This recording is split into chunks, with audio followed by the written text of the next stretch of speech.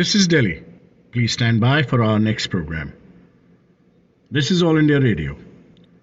In our national program of talks tonight, we now bring you an interview entitled Girish Kasaravalli, the Master of Metaphors, in which internationally acclaimed author Mr. Girish Kasaravalli is in conversation with Ms. Dweepa Ganesh, faculty in the Department of Performing Arts, RV University, Bengaluru.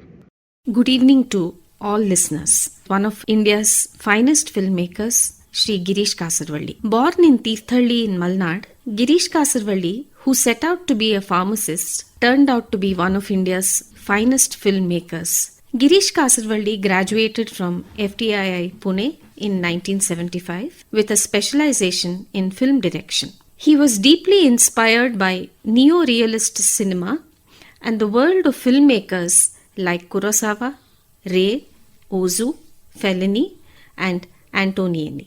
In a career spanning over 40 years, Girish Kasaravalli has made around 18 films and has won over 14 national awards. A good work of art, Girish Kasaravalli believes, is something that makes you rethink on everything that otherwise appears as normal. In that sense, every work of art is a political act and no cinema or no form of art can be apolitical. Welcome to you, sir. Thank you, Deepa. Sir, can we begin this conversation with you introducing to our audience your formative years, your home, your childhood? What were your interests in your growing up years and how did you land at FTII?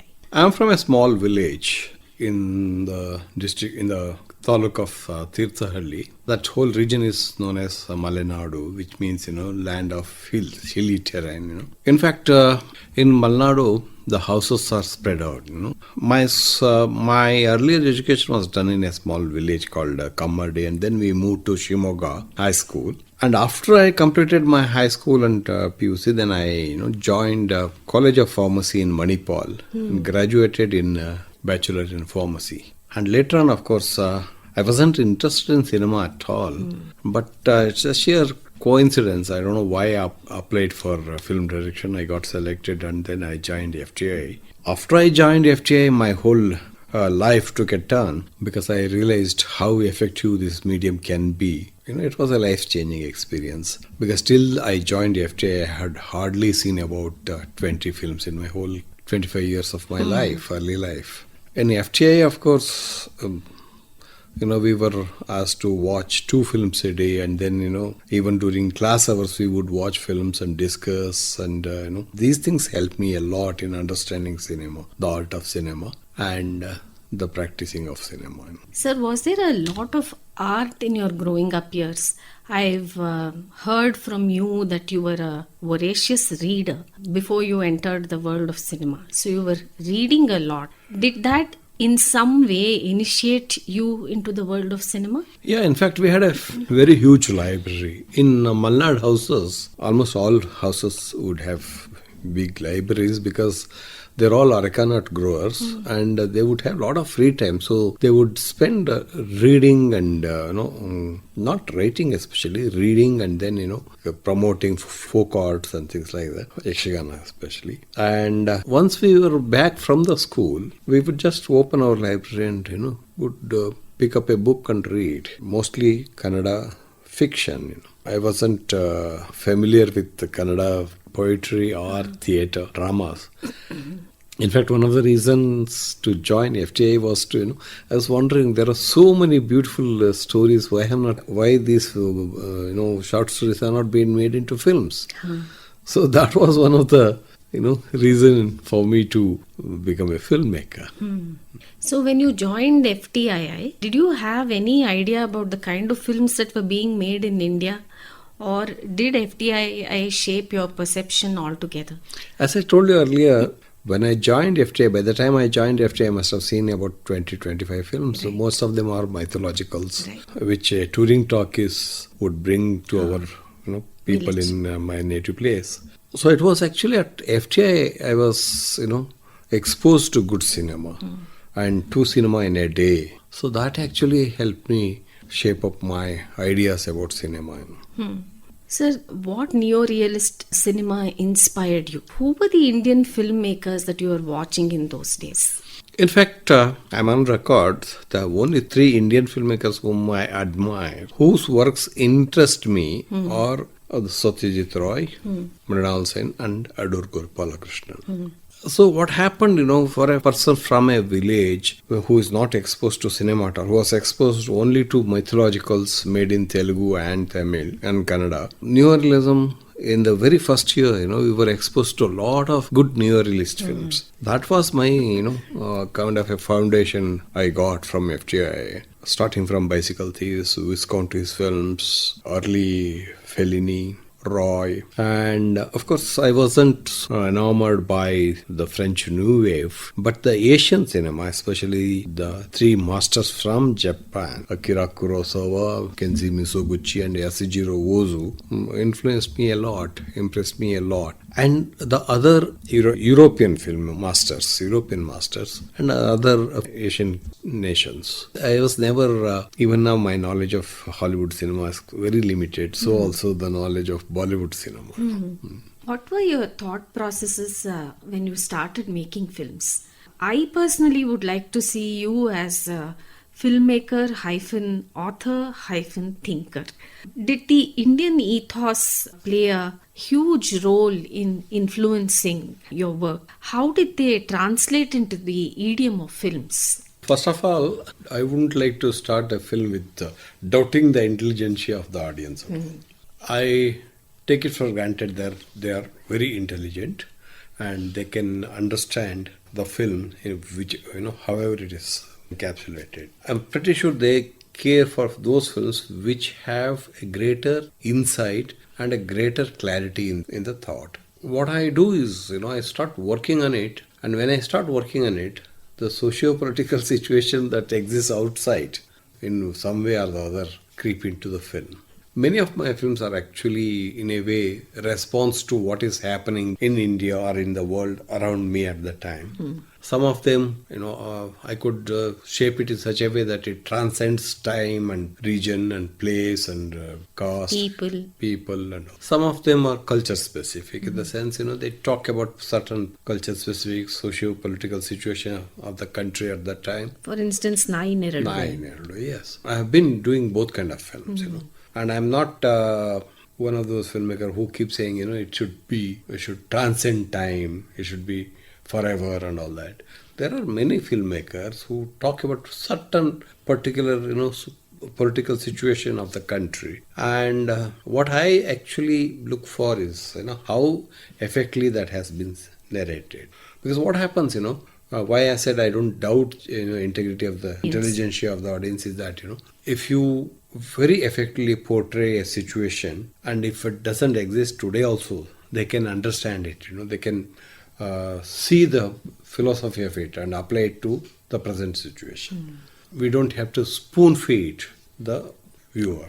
That's my principle, that's my principle. You first made Ghatashraddha in 1977. Was it a very conscious, thought out process that took you towards Ghatashraddha, or was it something that happened accidentally? Because you just said that whenever you read a work of fiction, you always felt why this hadn't been made into a film. And Ghatashraddha had made a kind of a sensation in the Kannada literary world by then. Did you make a conscious choice about choosing Ghatashraddha? See, I had read this short story by Dr. U.R. Ananthamurthy when it was just then published, It was published, I think, in around 65, 68. Yes.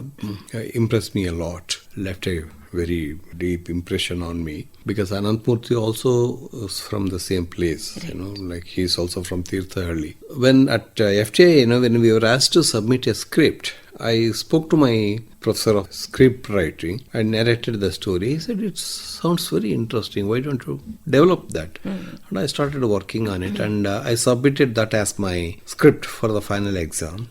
Once I finished my graduation, I thought why not do this as my first film? And my uncle Subbarna also agreed with me. He said, at that time, somebody else had the rights for this novel, for this short story. And Anantmurthy was somewhere in, I think, Iowa or somewhere teaching. So I decided to adopt this short story. Sir, U.R. Anantmurthy seems to be a writer who has been a huge influence on you. You made Ghatashraddha, and then much later you made a documentary on U.R. Anantmurthy. You are a filmmaker who has a very strong relationship with literature, and most of your works come from the world of literature.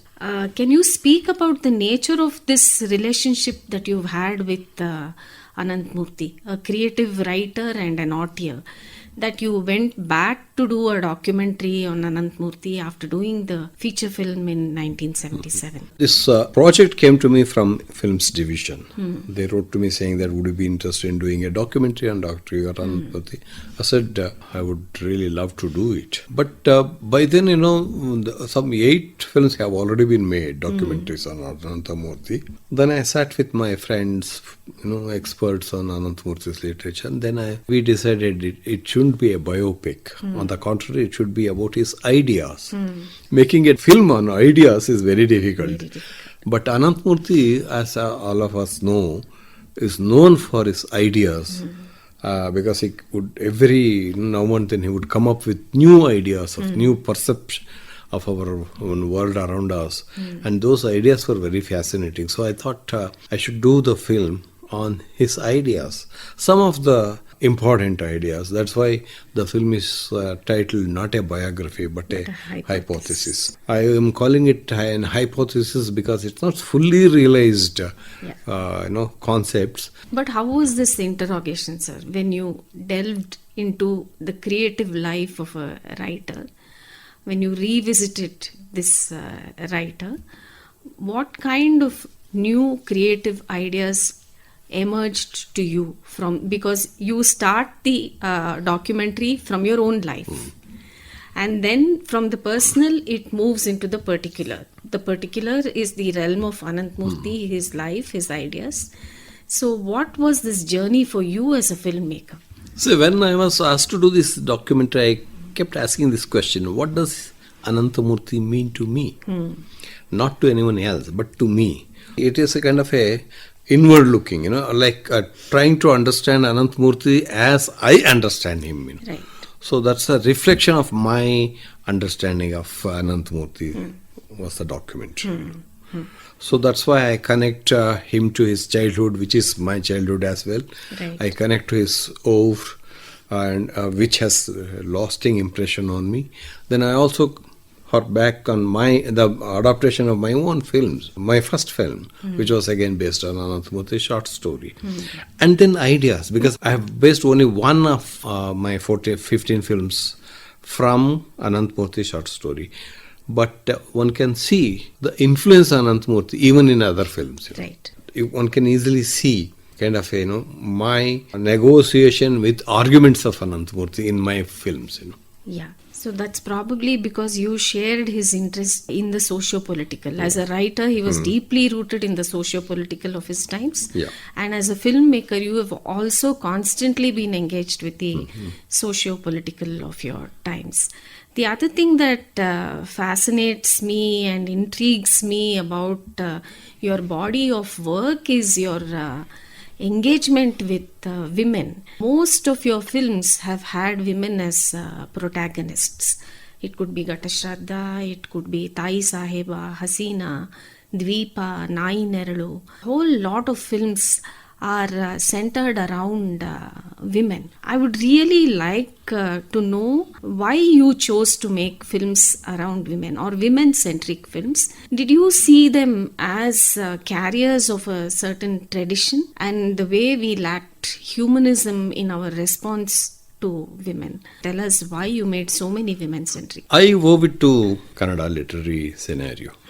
The major writers of Kannada, especially Kuvempu and Shivaram Karanth, had very strong women characters in their creations. Works of Karanth was another influence on me. In all these characters, both in Kuvempu's characters and Karanth's characters, we see strong women. They're not, the women who go out with a agenda. Correct. But they make their life livable. Whether it is a lower caste or a upper caste or a upper strata of the society, lower strata of the society, the women are subjugated. The situation hasn't changed much. And by reading these works of these writers, I understood certain things, What is it that makes them so strong? Even when I move around in my villages and also in my, backyard, I notice the way how they negotiate with a lot of negotiate with the opposing forces, yet do not make any compromise. That's something which I find it very fascinating, and that I find it in the works of Shivaram Karant as well as in the works of Kuvempu. Kuvempu has written only 2 novels, so somewhere that became the guiding force for my films, especially. Even in a film like Gulabi Takis, against all odds, she doesn't make any compromise. She stands upright. Right. But not in the confronting mode, but negotiating mode. In a way, all your women are Gandhian in that sense. Yeah.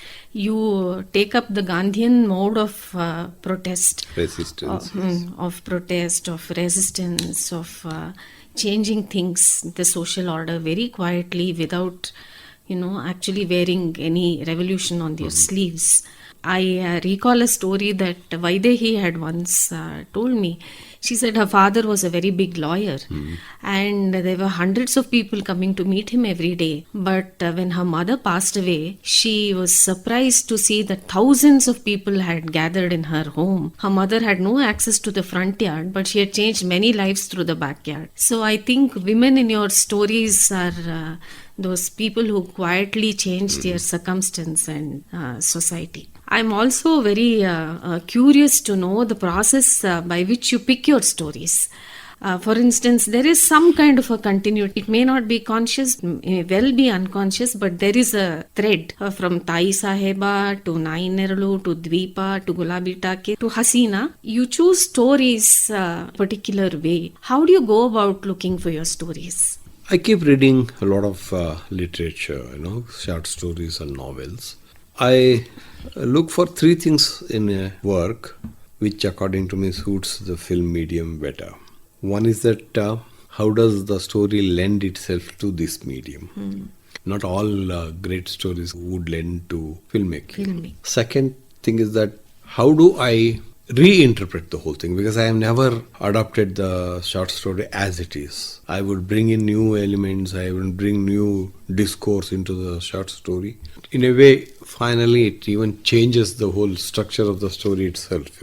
Third thing is that of all said and done, Indian films need to have a very strong emotional impact at the end, not like European model. So I look for stories that have a strong, it's not a cathartic ending, but then, kind of a emotionally moving experience. Once I find all these elements in a story, I start working on it, and then I try to invest my understanding of the life around me, and then, it becomes totally a new work altogether.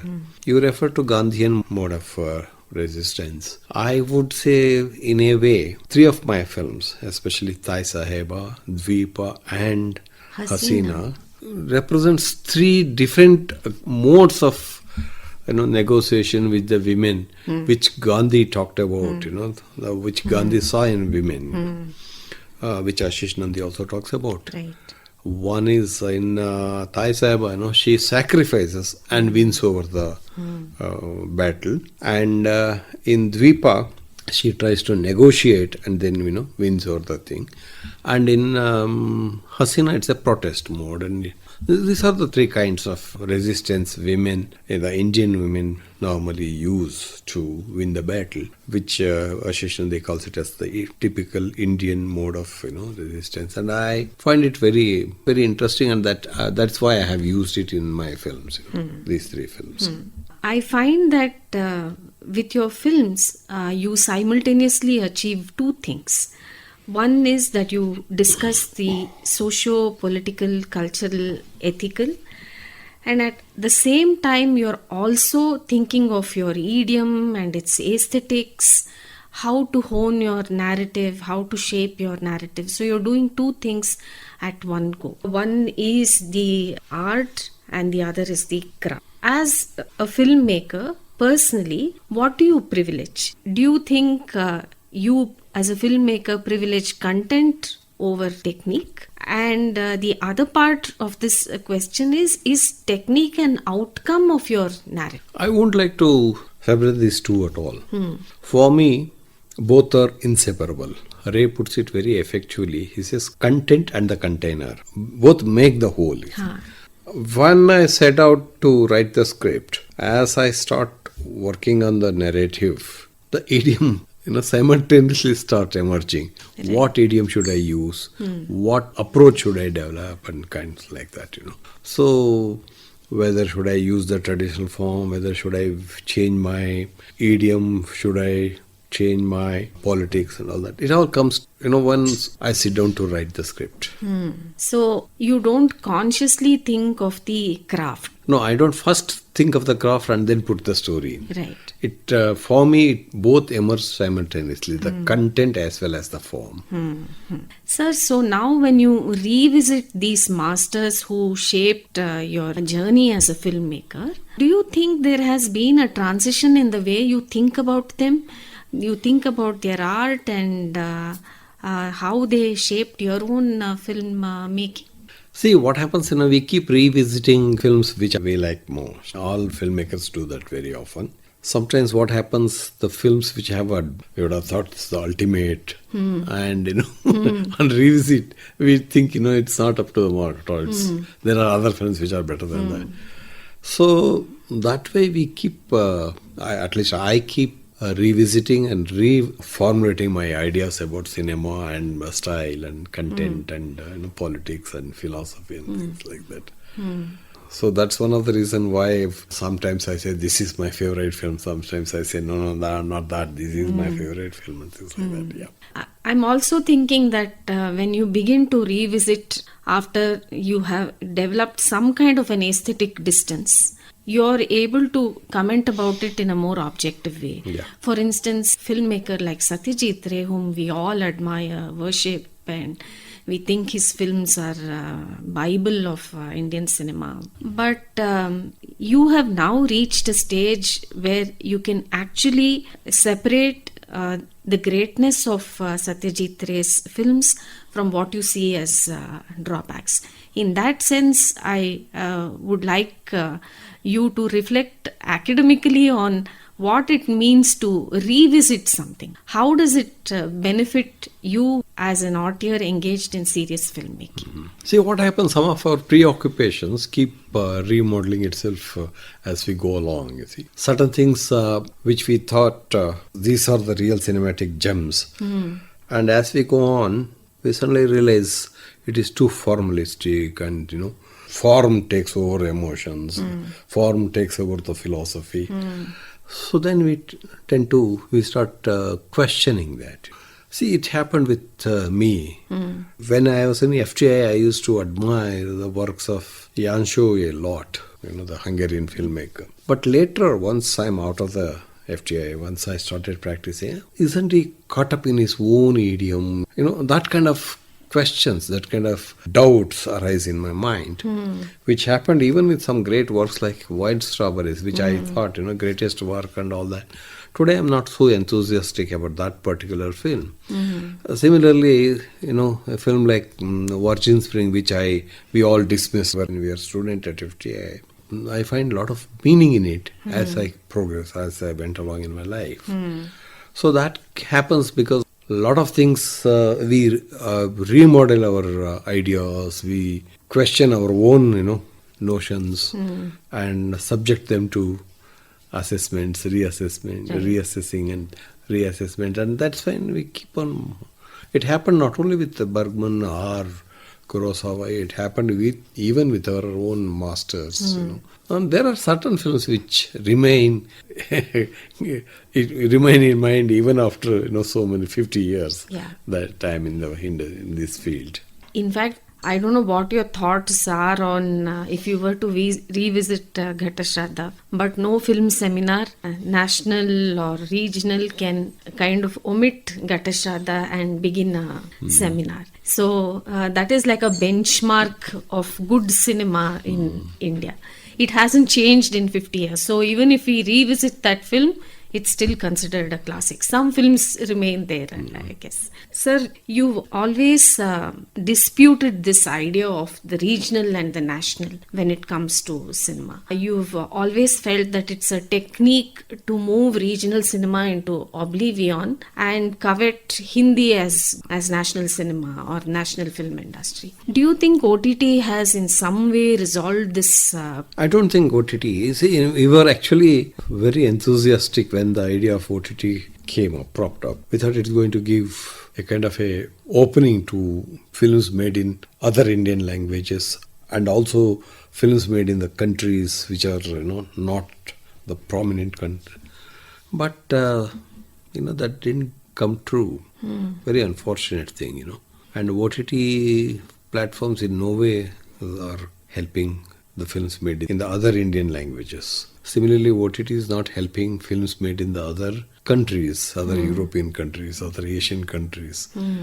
They support those films which are popular, which gets them more viewership, which gets them better revenue. But don't you think that film industries, smaller film industries like Malayalam, Bengali, they're all gaining considerable traction with OTT? Yeah, what has happened to good cinema in that language? Are they prospering there? No. See, we are talking about Malayalam cinema in comparison to other Indian films, because Malayalam cinema qualitatively far ahead of other Indian cinema. But Malayalam at one time were actually leading the Indian film movement. That kind of excellent films are not being made now. We have to confess that. We have to accept that fact. But when it comes to Kannada, unfortunately, OTT is not supporting us much. And what do you think of cinema made in Kannada currently? I'm not totally disappointed. I would say there are few individuals, filmmakers, youngsters who are trying to make something different. And I have seen them, I have liked them, and they have really have the path-breaking approach to filmmaking. And I have faith in them. Whether they make only one film or whether they change the track, that's up to them. But these are the films which are, making better films. I can point out some films like that. It is happening in Marathi, it's happening in Malayalam. Sir, ideally this should be a very long conversation with you. But constraints of time expect us to close this conversation. This is only a peek preview into your grand journey. Thank you very much for being here and being part of this conversation. Thank you, Dweepa. Thank you, sir. And also thank Akashvani Bangalore for this opportunity. Yeah, thank you, sir. In our national program of talks tonight, you just heard an interview entitled Girish Kasaravalli, the Master of Metaphors, in which internationally acclaimed author Mr. Girish Kasaravalli was in conversation with Ms. Dweepa Ganesh, faculty in the Department of Performing Arts, RV University, Bengaluru. Produced and presented by Shashikant Mamigatti of All India Radio, Bengaluru, this broadcast came to you from the Delhi station of All India Radio.